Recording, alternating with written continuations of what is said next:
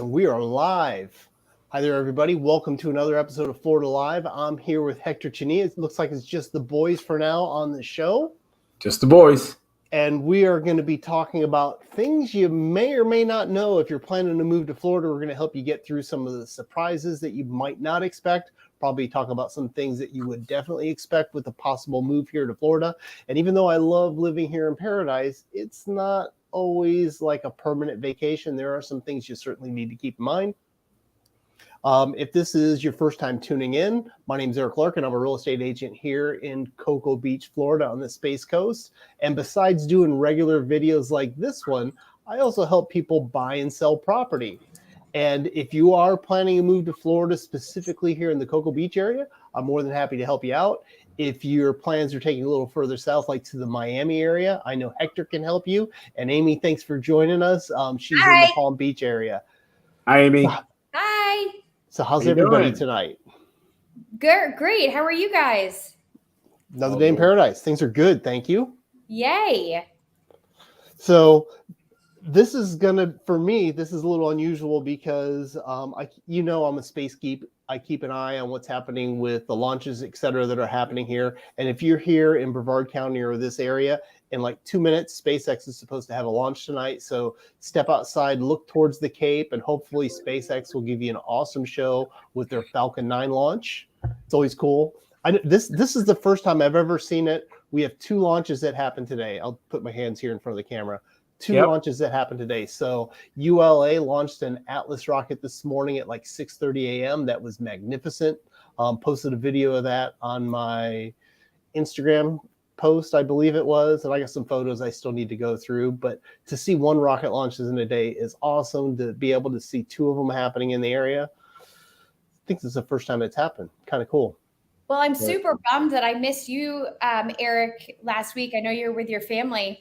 But we were kind of hoping, we thought, gosh, we should have timed this better, obviously, with you, and then to be able to see the rocket launches. And I guess to your point, my husband had said, there's one going off literally like the day after we leave or something like that. So we were like, we're going to have to. That happens. What's up, Michele? You can't always plan around a rocket schedule because they do have their own schedules. It's not, they do get postponed from time to time. Yes. But I think it's definitely a perk about living here in Central Florida where you can step outside and watch one of them launch in a day, let alone having 2 happen in a day. That's kind of cool. Uh-huh. So I guess you had a good time in Cocoa Beach? Eric, let me just tell all of you about where Eric lives. It was amazing. It is so much fun in Cocoa Beach, and not to take away from where I am here, but they're just so completely different. They're so different. It was so nice to go up there. The coffee, if y'all know me, you know that I am a coffee holic. I love my coffee, and they have the coolest coffee shops there. So did you go by Juice and Java downtown Cocoa Beach? Yeah, we went to the one across the street. Surfinista. We went there twice because we loved it so much. We got the cold brew and let's see, what else did we get? The avocado toast. And my kids were super excited. They got their, it was called the Grom, and it was Rice Krispies. So very gourmet, but yeah, so they had that. The cold brew is amazing. Is that like a nitro coffee where it's really strong, really powerful? It's so good. Oh yeah, man, like it was delicious to the point where we had one that morning. Actually, no, we were there 3 times because we had it that morning. And on the way out, I made my husband stop and get 2 more because it was so good. So wow, that was amazing. And I'm giving like major shout outs to Cocoa Beach and Eric's place because y'all need to go and visit it. And what a fabulous place. And you have the best agent there to show you around and to purchase properties there. The other place that was really good was that ice cream place. Fat Donkey? Yes. They've got a hashtag do it for the donk, and really Fat Donkey has some of the best ice cream I've ever had. But if I know they've got the one in Cocoa Beach that you went to, there's a little one in Indian Harbor Beach here as well. But if you're on the West Coast in Sarasota, there's also a Fat Donkey in Sarasota too. So you got 3 places you can go and maybe try and enjoy it. Okay. We ate there. We also ate at there's Maine in it. My daughter got a Maine lobster. Mainly lobster. It's called Jazzy's Mainly Lobster. Besides having a great selection of seafood there, I just like walking around the building because I'm a fan of murals, and the whole building all around has some of the best murals in Cocoa Beach. The one that's on the south side of it is actually no, the west side of it is like a father and son that are surfing, and they're pushing the board like duck diving underneath. And it's really cool mural. So cool. Yeah. So if y'all know, I am I say y'all because it's just easier to say that, but I am originally from Maine, born and raised, literally my whole life. My family is still up there.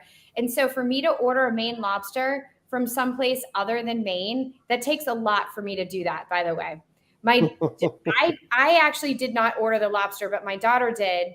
And I have to tell you, it was delicious. And this is coming from a maniac Maine girl that is saying that place, Jazzy mainly, was amazing. So if you all get a chance to go to Cocoa Beach, I would highly recommend it, and hit Eric up for all of the real estate purposes, because you won't be disappointed. I mean, I will say that those properties there are jump in on it now. Jump in on it now. Well, I got a couple things to throw in on there. So this is some of the things you might not know about Florida. Like if you're moving here to the Cocoa Beach area, the restaurants that she described Surfinista, the Fat Donkey, and drew a blank on the other one. But coffee place. The coffee place. They're all mom and pop shops, so they're unique to the Cocoa Beach area. And if you go up and down A1A, all the restaurants here are just like that along the beaches. They're all unique mom and pop style restaurants, except for like the fast food places that are going to be everywhere.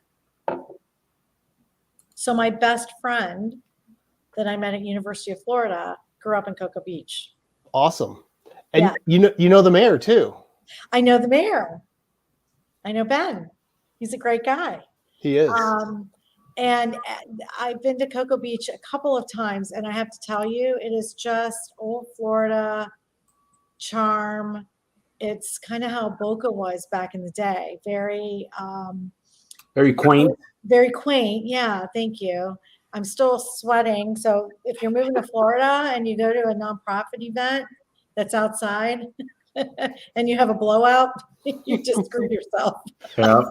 I can't even I'm so hot right now. Boca Raton Chamber of Commerce does Boca Festival Day, so I went to support the Hanley Foundation. But Cocoa Beach is just fantastic. And they're doing what they can to try and keep that small town feel, which we certainly appreciate. Thank you for sharing that, Hector. We got the launch coming in about 50 seconds, so we got that sharing the screen.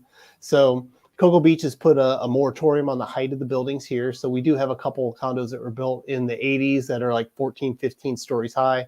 But right now there's a 45-foot moratorium, so you really can't build any large buildings anymore here. And it keeps the nice low profile on the beaches. There is a little unrest with some of the locals here because there is an approval for variances to go up to 70 feet if you are on the coastline, like right there on the ocean. And Westgate a couple years ago bought the Cocoa Beach Pier, and they've got this big parking lot to the southwest of the pier that they've proposed to put a new hotel and parking garage that's going to be 72 feet in height. So there's a little battle going on between the citizens wanting to keep the 45-foot height, even though there's allowance for the variance if requested. There goes SpaceX and the Falcon 9. That's kind of cool. So freaking cool. I want to run outside and see if I can see it because it's pretty clear. Yeah, we the launch this morning, Eric and guys. It was you can see it in Miami, all over Miami. You could see it this morning. That's beautiful, and it was a gorgeous launch too. It was. Everybody leaves except for us. Ran outside, and Michele went outside. So it'll be interesting to get that variance because it's Eric. Unfortunately, we all know what makes the world go round: money. And there's usually a lot of money behind these decisions and the things that get approved. And so if they get in the right pockets, they're probably going to get the variance approved by the county or the city. Yeah, it's the city that I think that controls this one in particular. And, even though I don't want to see a lot of large buildings that are out there, a 70-foot building I don't think is exceptionally large. Okay. And, a new building looks better than an empty lot or an older building. So even though you might not like the aesthetics or the design of what they're doing for the building, it'll certainly be an improvement for the area. And buildings like that also bring in tax revenue. So that parking lot only brings in so much property tax revenue. And if they put a hotel there with the garage, that'll bring in that much revenue for it too. A lot of tourist money, a lot of tourist taxes. Most definitely.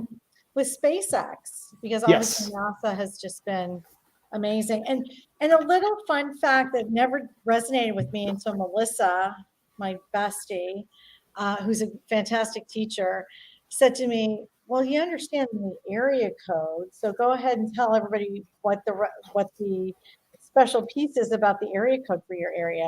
All right, so the area code for Brevard County, it was like 20 years ago, maybe further back when they had changed it. So area code is 321, as in liftoff. Ah. I never knew that. So it's a space-themed area code just for the Space Coast in Brevard County. Prior to that, we were 407, which is what the Orlando area is, back in the day. But with Brevard County growing, they knew they needed something. And that was the pitch that a PR company had done, and it makes total sense. I'm glad it worked out. I just wish I owned the number 321 liftoff. Yeah. Because that would be a great number to advertise on. Yeah, so I'm probably the oldest one here. And so yes, one ma'am. of the things that's always so funny, I was on the downtown advisory board for the city of Boca for a long time, but one of the architects here is fantastic. He'd be like, I've lived in Boca since it was area code 305. And I'm like, yeah, so have I at this point. Like it used to be area code 305, which was the Miami area code, right, Hector? Right. That's been our area code, and we have two now. Yeah. All right, so we'll remove that. Go back to the four of us. Thank you for bringing that up, Hector. That's always awesome to watch. And inside my office building here, I didn't hear the rumble. So maybe the winds or clouds were taking it into a different direction. Really quick, for those who are watching online now, if you could drop in the comments where it is that you're tuning in from. And if you've got any questions about maybe an upcoming move to the Florida area that we might be able to help you with, because tonight's episode is all about talking about things that you might not expect with your move to Florida. And one of those could be rocket launches unexpectedly. You just got to keep your eyes on the Cape. The other unexpected thing, and if you know, I have a very specific scream. A very specific scream when I see it. If you're moving to Florida, be prepared for palmetto bugs, cockroaches that fly.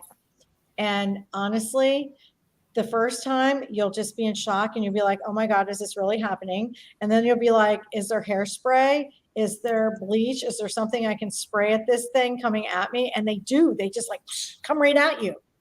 So they do. Be prepared. Eric, when I was in Cocoa Beach, I dropped in at CrossFit Cocoa Beach. Got it. And I was around the back, yes. And it was sort of it was inside, outside. So it was around the back.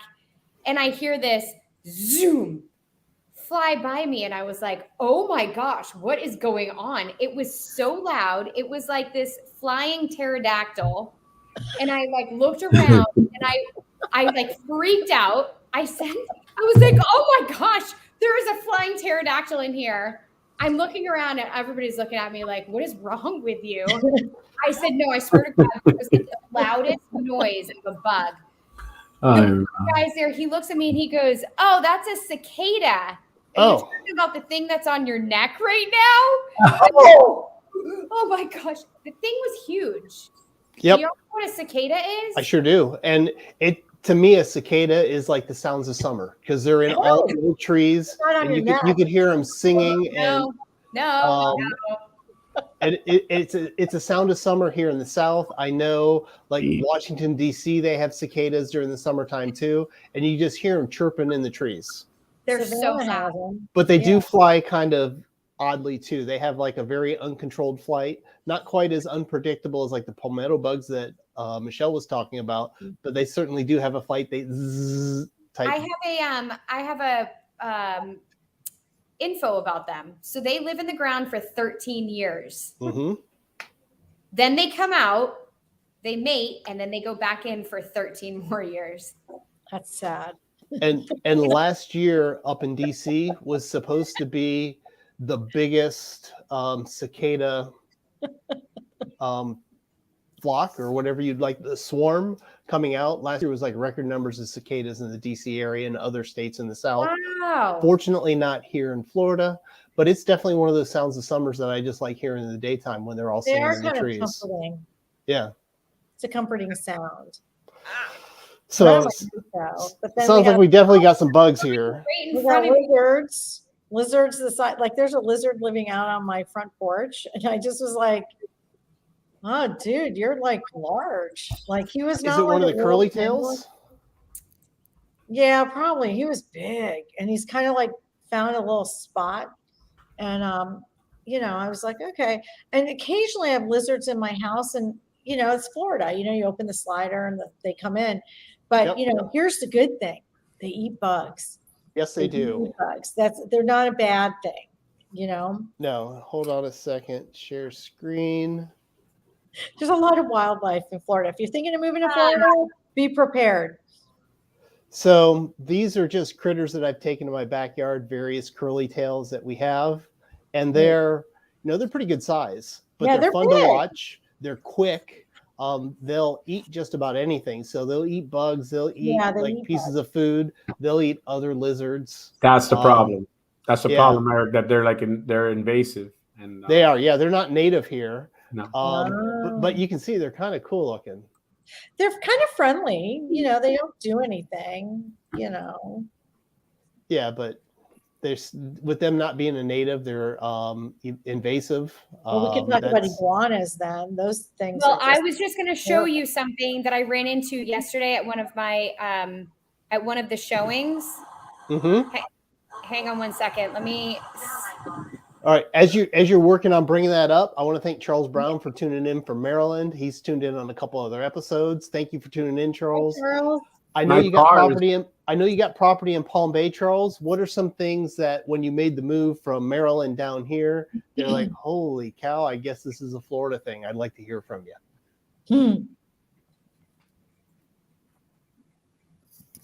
Maybe not. Well, maybe he'll get to it. We'll see if he comes in or not. So what do you got for us? Aimee, you were looking for something. Did you find it? Yeah, so I found it. Let's see if I can share my screen here. Yeah, hit the share button, and then I'll work on bringing it up. I'm at a showing yesterday. And share screen here. Okay. Can you guys see this? Okay. I do now. Yep. I have no idea if there's so that's a lizard. In Florida when there's an iguana crawling up the side of the house.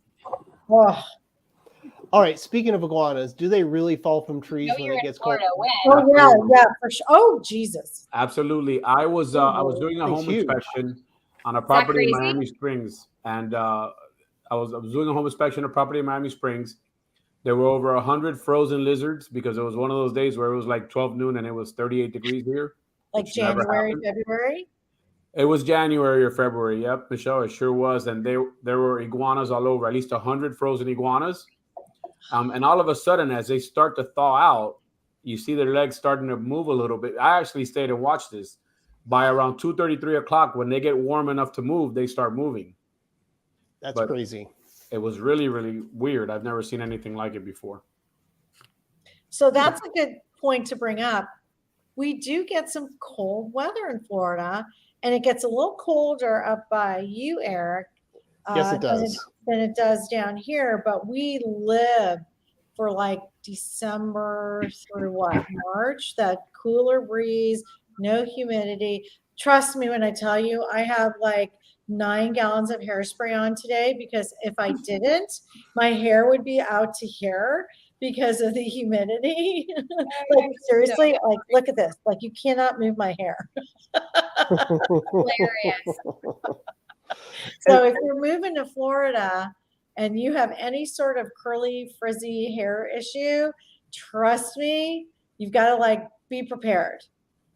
That weather in Cocoa Beach was definitely it was enjoyable. And there's always waves to go surfing, by the way. Yeah, we actually did have waves here over the last week or so. We've had some waves. But what's funny about the colder temperature here, folks from up north will see that it's, if we get down to the 40s and we're all bundled up, actually they'll see us in the 50s and we're all bundled up. But if they come down here with our 40-degree weather, they don't realize that 40 degrees and that ocean breeze plus our higher humidity feels like it's 20 degrees as if they were back home like in Long Island. Because I've seen some folks who were from Long Island down here, using their second home, and they dress with shorts and flip-flops without any heavier clothes. And they're like, it's colder here than it was when they got on the plane up at LaGuardia. Right. Mm-hmm. Yeah.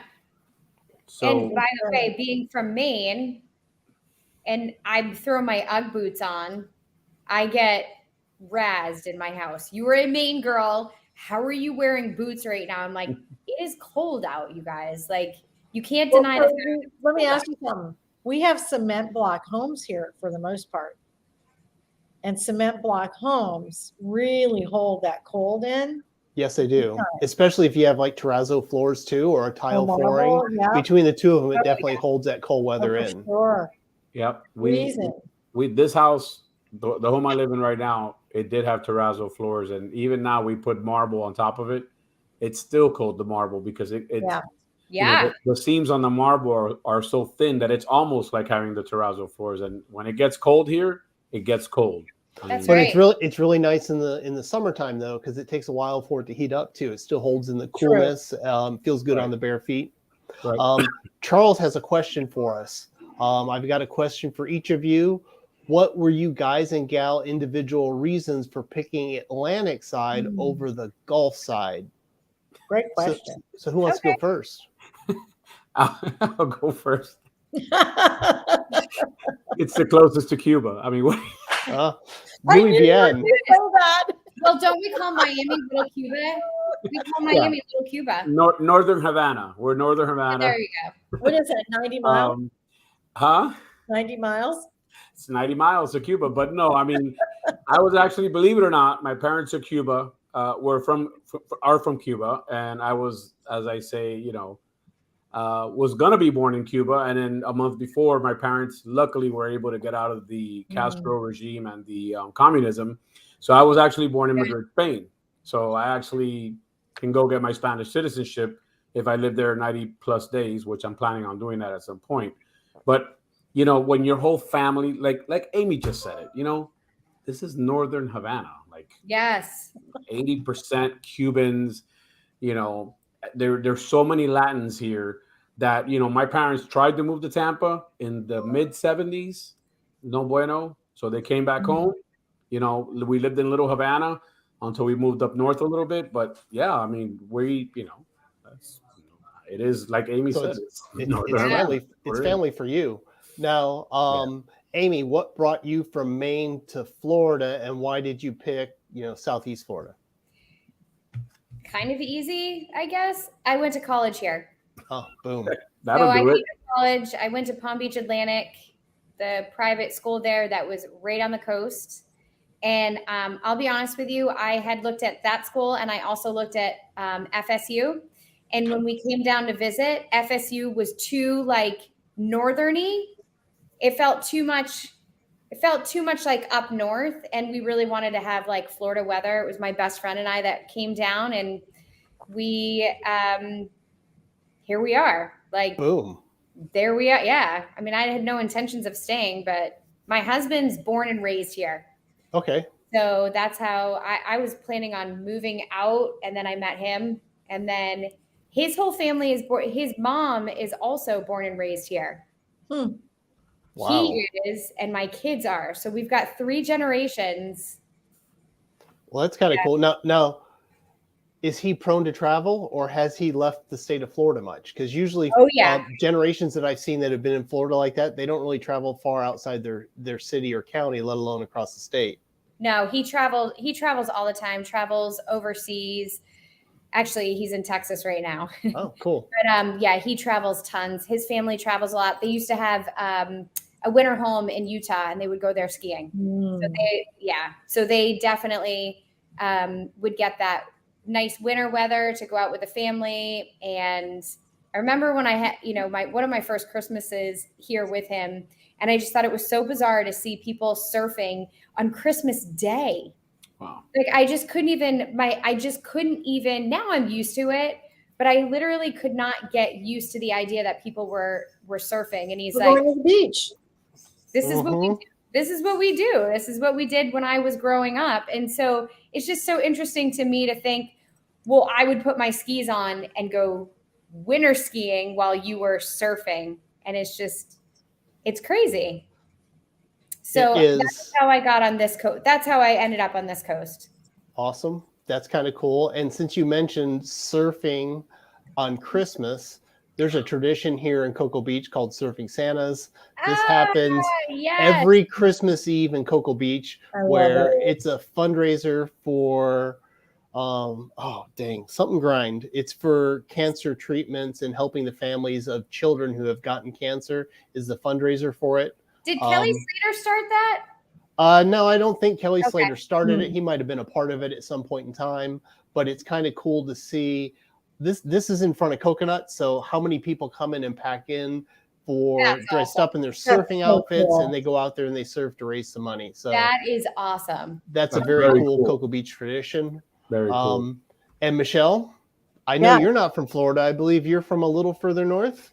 I am. I'm actually Canadian, eh? Hey. A boot. I know, a boot, Zed, all the fun stuff. I like my Molson's beer. So I didn't have a choice. I was kicking and screaming down here in between 10th and 11th grade. My dad started the first water slide in Pompano Beach called Water Boggin. So any of you who are watching this from South Florida, you'll remember Water Boggin was the first water slide. I don't know how they got away with it. It was cement. You just hurtled down it. My husband used to skip school from Boca High and go on. He got in trouble one time because he got busted. His dad goes, well, were you at school today? He goes, yeah. He goes, well, why do you have a suntan burn like you were at walls and he had like suntan burn? But yeah, so I moved down from London, Ontario, which is not too far from Toronto, but I was born in Vancouver and I lived in Calgary. And so we vacationed just prior to moving to Boca in Fort Lauderdale. And I don't know how my dad decided on Boca. I just did a post on Facebook, which I think is a great way to learn history of your friends if you've been in a town for a long time. And I said, how did you end up moving to Boca Raton? Like, how did your parents or grandparents end up moving here? And oh my God, the stories are fantastic. And it keeps coming. I'm going to pin it. But a big draw for people that moved here to Boca was IBM. Got it. Because IBM was here. And that seems to be a common thread. A lot of people transferred to IBM here and also to Florida Atlantic University when it was much smaller. So, Betty, no. This broadcast is complete now. Thank you, Betty. I'm going to throw a little like lipstick at him just to like distract him. But the stories that I'm hearing are very interesting. That people moved to Fort Lauderdale, but their parents didn't like Fort Lauderdale, so they drove a little further north. And back in the day, Addison Meisner. There was a huge campaign about Boca Raton and the Boca Resort, which is now called the Boca Raton, and Flagler and the Flagler Museum and the Flagler Railroad. We have quite a bit of history on this side of the coast. So, I didn't have a choice, but gosh, I got to tell you, I'm so grateful that we did move here because three or four girls came knocking on my door. I just moved here and they were all selling M&Ms for band. And I didn't know what band was because we didn't have that in Canada. And one of them is the godmother of my children, Patty. And the thing about Boca back in the day, it was so small. We are all a very tight group of kids that all of us went to Boca High. It was the only community high school at the time, and graduated in 1980. We just have great memories, and all of us are now turning 60. And so there's been a lot of nice celebrations, big ones, small ones. And there's something to be said about being in a room with people that you've known for almost 50 years. You don't have to explain yourself. You have stories. You're going to funerals, you're going to weddings. Now we're going to our kids' weddings. It's just fantastic. I'm grateful. I'm very grateful that my dad had that vision, even though I know it was a business scenario. That's why we moved to the Atlantic side. Although when I started dating Andy, his mom and his family from Ohio really went over to the West Coast, Fort Myers in particular. And my girls ended up going to FGCU in Estero in between Naples and Fort Myers. So interesting. Well, that's kind of cool. Yeah. And the best thing about that, Michele, is that, like, for instance, I have a friend that I'm going to see next week, Paul. I haven't seen Paul. I mean, we got together for lunch about 2 months ago, but before that, I hadn't seen him since 1992. Wow. And then my Navy buddies, we're getting together September the 9th. I'm flying up to Raleigh, and then I'm taking one of their private planes. They have like a little prop plane out to the Outer Banks. And I haven't seen them since 1993. So it's been a minute. And it's like you're going to pick up right where you left off. I think there's something about that with, especially, I think too, when you live in a coastal area, there's just something that's just so unique and special about it, no matter where it is. I think we're just so fortunate to live in these areas. And there's so many different communities and towns from the Florida Keys and Miami all the way up to where Eric is, and even, one of my favorite places is St. Augustine, and that is beautiful. Yeah, I agree. St. Augustine is beautiful. I mean, we were there a few years back, and we took the little trolley, and so much fun. So unique, It is. And you want to talk about a foodie place too. There's some great local restaurants throughout St. Augustine. I mean, you can just throw a rock and go to that restaurant, and it's going to be great food. And then it's interesting to see the prices of real estate. So down here, our real estate is fairly expensive as the state itself goes. And then, of course, different cities have pocket areas where you have very, very wealthy communities and you have higher end properties. But I would say there's an affordability factor throughout the state where we have a very large state, and then we don't really talk about the Panhandle. It's almost like its own state. It's just so far up there, and we have a good friend up there, Rick Gonzalez. Yeah. So we got to get up there to the Panhandle because I just see it's fantastic. But if you're thinking of moving here, there's a lot of different opportunities for price points, and the weather is great really wherever you go. The one thing I will leave you all with is that the four of us know all the great real estate agents around the state. So even if you're not moving into our area, we have great realtor relationships with people who can guide you all over the state. 100%. And not just here in the state, but anywhere in the country. Between the four of us, we probably have connections in all 50 of the states, and the Providence is up in Canada too. I think we'll easily be able to get you introduced to something like that. Yep. So let's see, what do we got? We covered Eric. What I was actually going to talk about fruit trees, because I just planted a lemon tree in my yard about 2 feet high, and I'm watering it every day because our subtropical climate really helps plant a tree. You can plant a tree anywhere here, and it's going to grow. As long as you water it, especially now that we're like in a little bit of a rainy season where it rains every day between 2 and 3, and then the humidity goes through the roof. But yeah, my tree is growing nice. I was like really surprised to see it actually already start blooming a little bit. So, I mean, we live in one of the best places. I mean, why go get it at a store when you can have your own trees and plants in your backyard?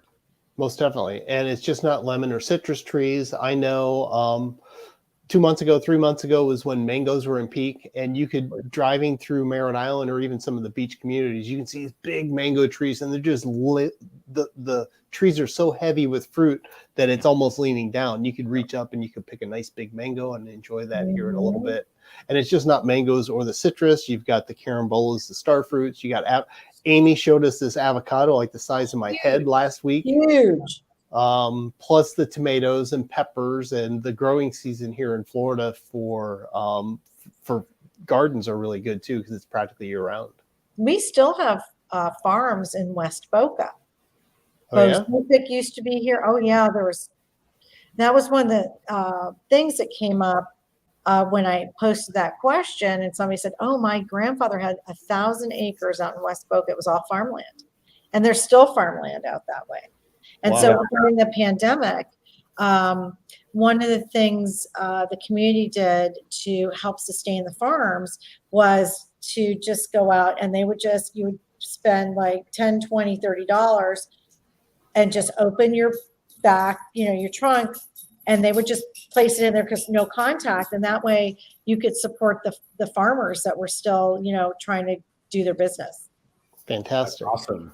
And really quick, I want to give Charles a shout out. That was a cool question he brought up, asking why we chose the East Coast versus the Gulf Coast or anywhere else in Florida. I thought that was pretty good conversation. Sean Williams, appreciate you tuning in. Sean is with Marine Bank and Trust. There's a branch here in Melbourne, but they also have branches in other parts of the state. Like he lives, I believe, in Lauderdale by the Sea. Correct me if I'm wrong, Sean, but I know you live at the south end of the state. I see him from time to time, and I use his bank for loans as well. They offer a great service. Awesome. So it's funny that you mentioned you had mentioned some livestock, Michele. Farming, okay. Livestock is what popped in my head about that. Last month and the month before, Susan and I, we went to Sarasota for a weekend. We went to Naples for another weekend, and we took the back roads and just kind of wandered throughout the state just to see what was out there. And it blew me away how much of the middle of the state, especially like south of Orlando near Okeechobee, as we were heading across, was farmland. It's like there was cattle everywhere, and it was something that I was kind of surprised to see. I didn't really necessarily expect that. I expected more citrus groves and other things like that, not necessarily all the cattle that we saw driving across the state. Yeah. Hey, Eric, we have a place down here off of 248 near US 1 called Knowlesbury Farm. Uh-huh. Everybody says, oh, let's go to the Amish. They're not actually Amish. There's some denomination that has to do with Christianity. Mm-hmm. It's an all cash business, so you got to bring your cash. But they have the fruits like what Michele's talking about.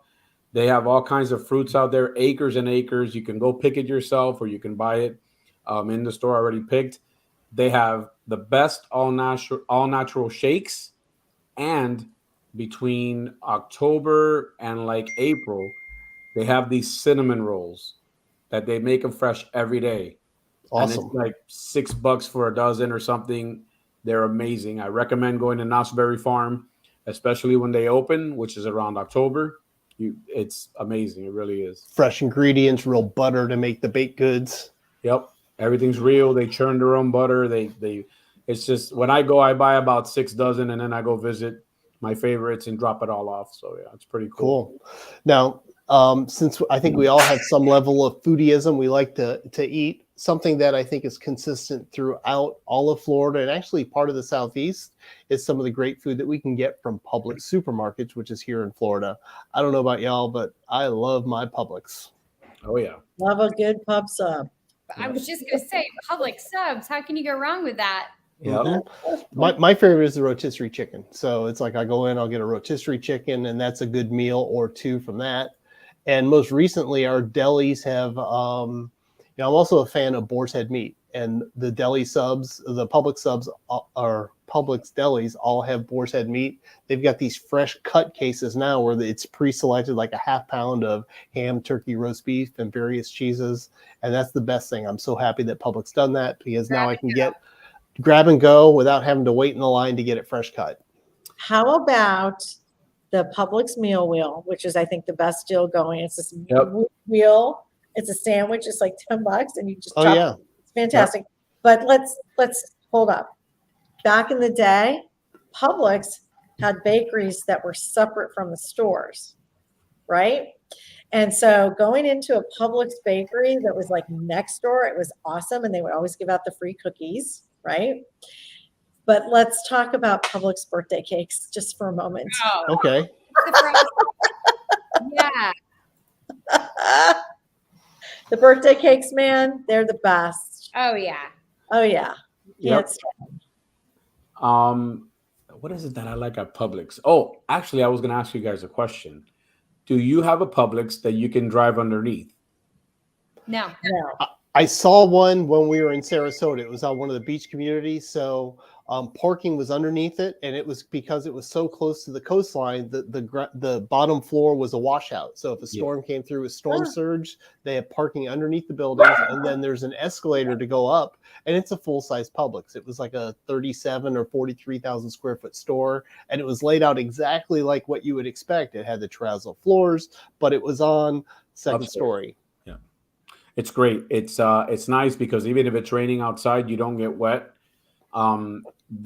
So I have another buddy of mine that went to high school with me. He works at their headquarters, and they're actually going to be putting up more and more of them because they found that it brings in more people, especially when it's raining, because people can actually park underneath and stay dry. So that was their study. And here's a fun fact that y'all may or may not know. From high school until 2002, when I got my real estate license, I worked for Publix. So I started bagging groceries, worked my way over into the produce department. I worked my way up into management, helped them open up some stores in Atlanta and South Carolina. But of course, we came back home to Florida. So I'm a fan of Publix, first of all, just because of their food and everything else. But I'm kind of biased because, I worked there for 18 years. Right. Wow. Oh. Hey, And Eric, did you tell us? What's that? When I found that out, I called you and I said, so you worked at Publix, and I called on Publix's for 10 years with Warner Lambert. That's so funny. It's just hysterical. Like, and I opened up several Publix's doing the resetting of the stores at 5 a.m. in the morning. I've done plenty of those. Listerine. Oh yeah. Yep. Eric, did you tell us why you ended up in Florida? Oh, no, I guess I didn't go into that. So I'm from the Bronx. That's where I was born, in the Bronx. Never really lived there. Hey, forget about it. Hey, forget about it. Are you like Eric from the block? No. But my parents both grew up in the Bronx. They met each other up there. My mom actually worked for IBM, but up there, since you were talking about the IBM in the Boca Raton area. But through various jobs, my father worked for a company called North Electric that was bought out by ITT, became IT North Electric, and it moved us from Ohio to Tennessee to Florida because they had an office in Cape Canaveral. So that was the location, and that's what brought us to Cocoa Beach. And I never found a reason to leave. I've always liked it here in Brevard County. I love the coast. I love the lifestyle. I love being able to walk across the street and be on the beach. And even with the job with Publix, I met my wife here. We kind of went to high school together, even though we didn't know each other. We knew each other. We just never really dated. Got reunited a couple years later. Moved to Atlanta for Publix. Decided Atlanta wasn't right for us, so we moved back here. I had an opportunity with an uncle who worked for AMP, so we moved to New York. I quit Publix. We moved to New York for about a year and a half, and then we came back here because we just love living in Cocoa Beach. Yep. And a cool thing about Cocoa Beach and the lifestyle here, everybody comes back. So the people that I knew in high school, they've gotten married, went to college, and they moved elsewhere. But every Thanksgiving, it's like a class reunion because everybody comes back in town to visit their parents, their friends, and their family back here in Cocoa Beach. There's a great art show that happens in Cocoa Beach every Thanksgiving. So major holidays like that, like Thanksgiving, Christmas, throughout the summer, it's like a reunion with the buddies I went to school with every single year. It's kind of cool. And that's why we're staying. I will tell you that I lived in Norfolk, Virginia for a couple of years, and I couldn't wait to get back. It's funny, when I was here, I needed to get out. I needed to get away from Miami. I was just like, I'm so done with this place. I'm done. I want to get out. I can't wait to get out. And, you know, living in Chicago, going through boot camp there, and then going to Norfolk, Virginia for a couple of years, I was like, I need to get back here. I need to get back home. I don't like anywhere that is not Florida. I love to visit. To live, I'm out. I'm staying right here. Awesome. And we got a comment here from the Florida man. He moved here from San Francisco 5.5 years ago and is living in Deltona. Smart man. Smart man, Florida man. Especially with things that have happened and transpired over on the west coast of our country the last couple of years. Yeah. I bet you are happy to be here in Florida. I'm sure they are. San Francisco is cool, though. I went down the Florida man. I remember going down the cricketed street, and I thought that was just the neatest thing. And we walked across the Golden Gate Bridge. Awesome. I haven't done that yet, but I think something like that's coming in my near future. Aimee, like our paths didn't coordinate this weekend because I had family in town. Part of my family is my niece just got her first job out of college, and she's going to be working at Stanford. So she's in the process of finding her and 3 roommates a place to live outside of Palo Alto because they're going to be working on the campus there. So she's certainly excited about that next chapter, and I can see us actually heading out to San Francisco to go visit her and explore from like her point of view, because she's, you know, a young woman, just having that young energy and exploring the city. I think is going to be great once she gets settled in. I'm really looking forward to going out and seeing her. Super cool. Very cool. Lombard Street. That's right. Lombard Street. That's the one. Yeah. Mm-hmm. Love San Fran. Yeah, he was ahead of the game. Yes, you were. Yes, definitely. That's funny. Cool. Well, you know, I noticed one of the things that we were also talking about is there's a very active equestrian community in Florida that people don't really realize. Oh, yeah. Down this way, we have Wellington, and even out in West Delray Beach, but huge equestrian down this way. Huge. Yeah. I always tell people, look, you know, when I have people moving down here, my first question to them is, what kind of a lifestyle do you want to live? And it's kind of a funny question, right? Because most people look at me and they just kind of think, well, what do you mean? I said, well, what kind of a lifestyle? Do you want the equestrian? Do you want the golfing lifestyle? Do you want the boating lifestyle? Do you love just living out in the woods?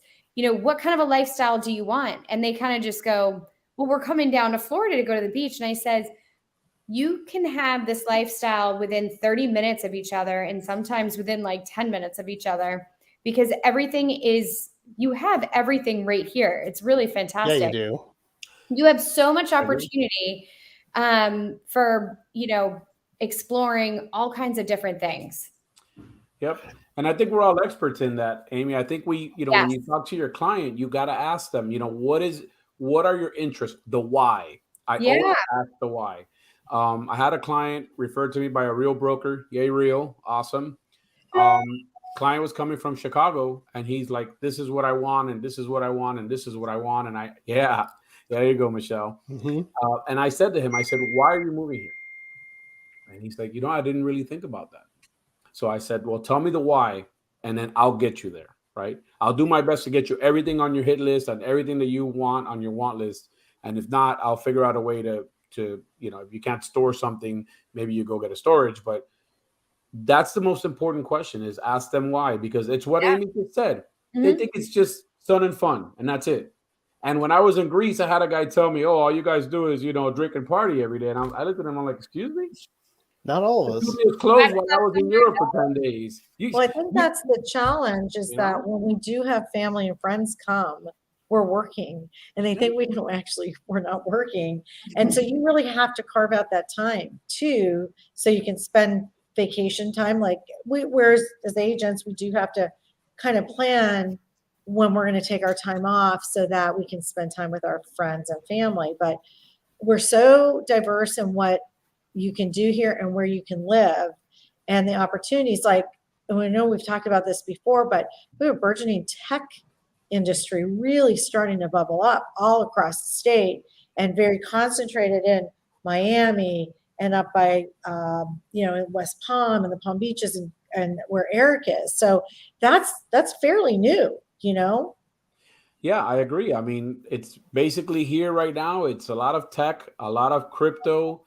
The Citadel is moving something here. There's a big building called the Citadel, and people are just moving in. But like you said, there's so many different areas that you can live in. And they say, oh, because, Florida's so dense. No, Florida's not dense. There are certain parts of Florida that are dense, but not all of Florida. I mean, like Eric just said, how many cows, Eric, did you see between one coast and the other? It's crazy driving through the middle of the state, just how undeveloped it is because it's just open farmland. That's right. There's nothing there. I mean, I drove my son to Lake City, I guess it is, where Florida Southern University is. Mm-hmm. And I looked at Marianne and I go, there's nothing here. Mm-hmm. It's just cows and cows and cows and then oranges. And it's like, that's it. Yep. That's all we saw throughout the state. It's crazy. Well, and for that matter, we have rodeos here. And if I'm not mistaken, rodeos actually started here in Florida. I know St. Cloud's a big rodeo area. Like they have a big rodeo every single year. And if you drive through St. Cloud, they've got like the entrance to the city where you come in, it's got a cowboy on a Bronco. Like Yep. And I know Ocala. Go ahead, Aimee. No, go. Ocala's big when it comes to horses and things like that. And equestrian. Huge equestrian up there, most definitely. Yep. Yeah, there's a lot of money up in Ocala. A lot of money. Michele will tell you the same thing. Her area's got the Polo Club and some really beautiful exclusive places. And we have an equestrian, an arena, literally a mile from my house. It's called the Ronald Reagan Arena. Yeah, cool. It's right here, right down the street. Have y'all been to Ocala? Yes. I went to school in Gainesville. Oh, there you go. So you know about it. The Ocala Forest is a beautiful place to go walk through and explore. I'm a fan of kayaking, and there's the St. Johns River kind of goes up through there, and there's so many natural springs. Like you got that cold spring water I when it's 25 degrees outside. It's awesome to go through and just if you don't have the equipment, you can rent a canoe or some type of float to go down the springs. But you definitely need to treat yourself and enjoy that cold water because it's cold, it's refreshing, it's crystal clear. There are we went we were canoeing on the Swanee River, and there were caves. Like we went over a hole and I looked down and we were like 150 feet up from the bottom, and it was like looking over the edge of a building. It seemed so far down, and it grabbed the side of the canoe because it seemed like we were so high up when the hole was below us like that. It was amazing. What time of year was that? That was summertime when we had done that a couple years ago. We did like a camping trip up that way, and we haven't in the last couple of years, but we've loaded up the kayaks and have gone over to King's Landing and other launches in the north of Orlando, south, or actually in the Ocala Forest area, and we've gone kayaking through there, and it was kind of neat. We didn't see the monkeys, but we heard the monkeys howling in the trees. But I've seen pictures of monkeys coming down and taking hats off people. It's kind of neat. Well, another really cool thing about moving to Florida is that if you like football, we got football. We got football in Jacksonville. We got football in Tampa. And we got the Miami Dolphins. We also have major SEC and I think ACC football with the Miami Hurricanes, FIU, FAU. We've got Florida Atlantic University, we've got University of Florida, we've got Florida State, we've got UCF, you've got University of Tampa, you've got USF. I mean, we are just UCF. We are just we've got it all. And that's not counting. We got the Orlando Magic and Miami Heat for basketball. There is the Panthers and the Tampa Lightnings. Go Lightnings! How well they've been doing with the hockey season. Really well. And baseball. You got the Tampa Rays and the Marlins down south. You got so if you like sports, Florida's got you covered. Hey, so here for preseason. Yep. So they're here for preseason. Oh yeah, preseason's getting ready to start, and also baseball. Preseason starts tonight, training, right? Yeah, preseason football starts tonight. The Hall of Fame game is already. Awesome. I think it's on TV. I think I saw that. Yeah. So Charles has a question, right? Charles Brown is asking, where is the best place to swim with dolphins and manatees? And I can tell you right now, I have personally fed a manatee, given a manatee water, swam with manatees. Key Largo is very good for that. Any one of the inlets, you can go on an inlet and you'll see them. Can you get in trouble for that? It's a kind of Allowed to touch manatees? They are a protected class, so you're not supposed to do it out in the wild. I didn't touch the animal. I swam. Okay. That's good. That you're not allowed to touch the animal, Good and recovery. But they do come up on you if you're watch swimming. them from afar. Right. But That's a nuclear we were next to my sister's boat. The thing. You meant to say that you were swimming with the dolphins and just feeding the manatees. So that's still not places. good. Or the water. Yeah. It's still not. I just dropped some iceberg lettuce in the water and they happen to eat it. Well, that's what we did, Eric. Thank you. The dolphins. I meant to say you were feeding it water because you were watering your boat. We're just moving on to the dolphins now. On to the next thing. I know that if you go to SeaWorld, there's opportunities near SeaWorld where you can swim with the dolphins. And down in the Keys and Key down in the Keys too. So there's 2 places down there. One of them is called Dolphins Plus.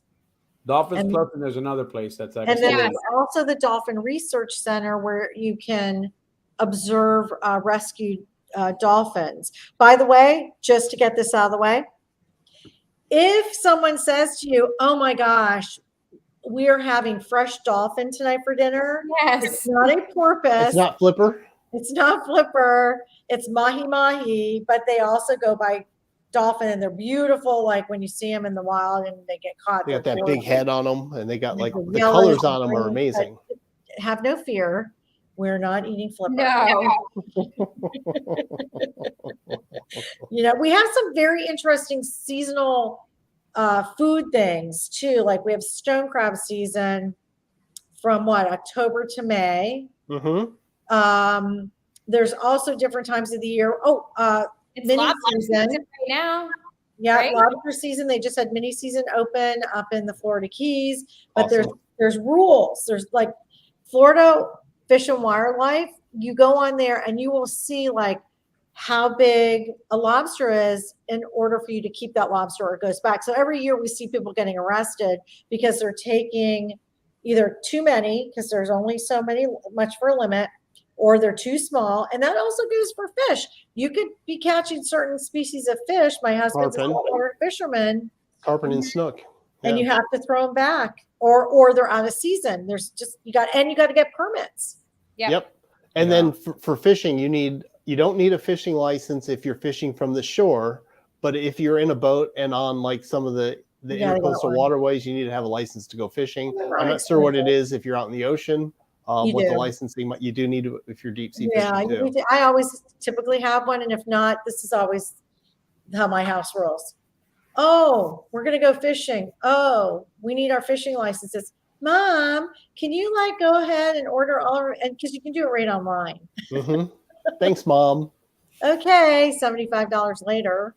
Yeah, Michelle, question: If Andy, right, Captain Andy, your husband, if he has a license, does everybody on the boat need a license? No, I don't think so. I think it's because it's under the charter, but he can only have 6 people on the boat fishing. It's called a 6-pack.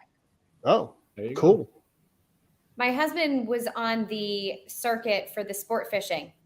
So that's right. For the longest time, that was his career. He traveled. Eric, going back to your question about does he travel outside? Yes. Traveled all over on that circuit for the sport fishing. Cool. Which is like a tiny circuit, but it's a big one, but it's a real very competitive. It's close knit. Super competitive. What kind of fishing? Inland, offshore, inshore, saltwater, freshwater, offshore. Oh, wow. Mm-hmm. Yeah, that's amazing. Marlin, the big marlin tournaments. Sailfish. Big money. There's huge money in that. The money is tremendous. Huge money in that. And the tournaments tend to be coming up too, when it gets cooler out. Right. So there's going to be some good tournaments. And as a matter of fact, we have discussed this because we do have a sport fish boat, 42-foot post, and we've talked. Hector and I in particular talked about this, and Aimee, you were there too when we were talking about entering a tournament. Yes, us real agents entering a tournament.